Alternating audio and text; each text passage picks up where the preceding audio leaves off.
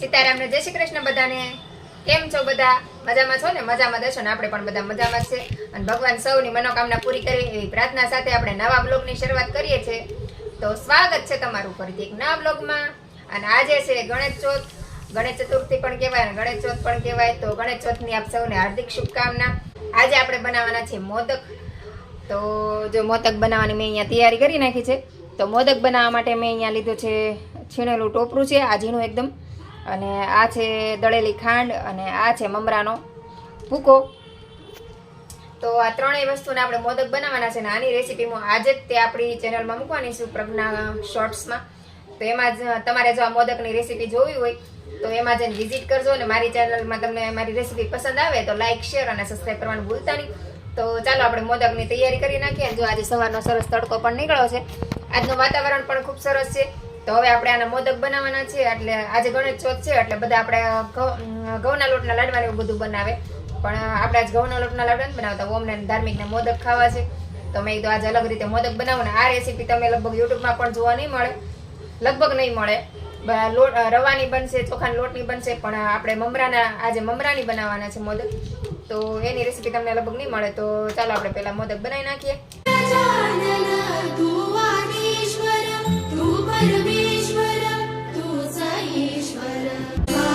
તો આપણા મોદક બનીને તૈયાર થઈ ગયા છે. જો તમે જોવો છો એકદમ ટેસ્ટી છે અને મોઢામાં જોતા જ મોઢામાં પાણી આવી જાય એવા આપણા મોદક બન્યા છે. તો આની રેસીપી તમારે જોવી હોય તો મારી ચેનલ છે પ્રજ્ઞા શોર્ટ, તેમાં જઈને વિઝિટ કરજો. અને વિડીયો પસંદ આવે તો લાઇક, શેર અને સબસ્ક્રાઇબ કરવાનું ભૂલતા નહીં. તો જો આપણે મસ્ત મજાના મોદક બનીને તૈયાર થઈ ગયા.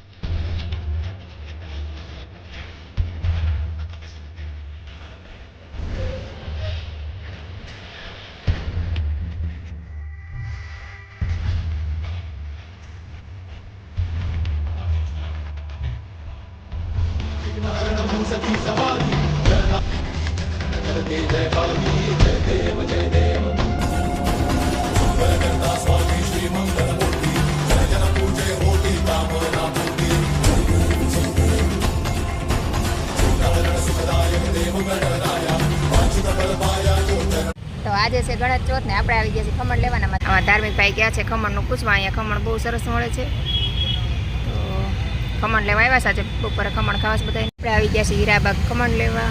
અહીંયા બધું ખાવા પીવાનું મળી રહ્યું છે, અહીંયા બધું ખમણ લેવા આવી ગયા છે. ધાર્મિક ભાઈ આવી ગયા છે ખમણ લઈને. આપણે આવી ગયા છે પફ લેવા ને. દાદા જો પફ વેચે છે અહીંયા, અને પાઉં સમોસા. દાદા પાઉં સમોસા ને પફ બે રાખે છે. વસ્તુ એકદમ મસ્ત રાખે છે. આટલી ઉંમરે દાદા કામ કરે છે. કેમ દાદા? હે 66 વર્ષ? 66 વર્ષ થયા તો કામ કરો છો.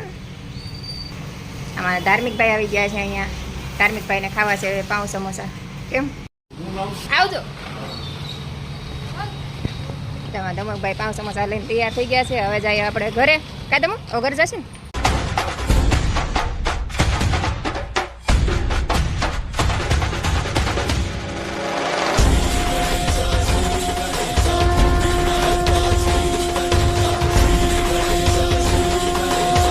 આપણે જો સમોસા પાઉં લઈ આવ્યા છે, ખમણ લઈ આવ્યા છે. ઓમ ભાઈ ને બધા આવે છે. ખમણ મસ્ત મજાનું. કયા ખમણ છે? હા, અત્યારે આપણે ખમણ ને એવું લઈને આવી ગયા છે. જો આપણે ખમણ લઈ આવ્યા છે, અને છોકરા માટે પાઉં સમોસા અને પફ ને એવું લઈ આવ્યા છે. ને આમાં ધાર્મિક ભાઈ જો ખાવાનું શરૂ કરી દીધું છે. જો તો ચાલો બધા ખમણ ને સમોસા ને એવું ખાવા.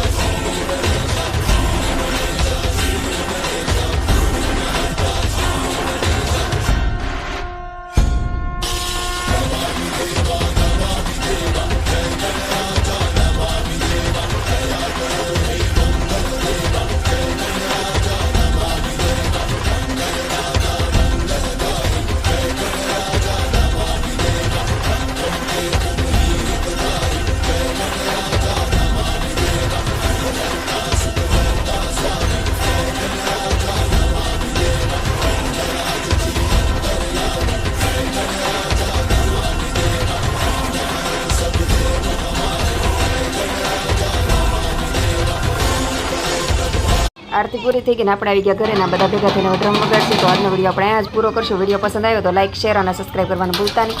ફરીથી મળશું એક નવા વિડીયો સાથે. જય હિન્દ, જય ભારત.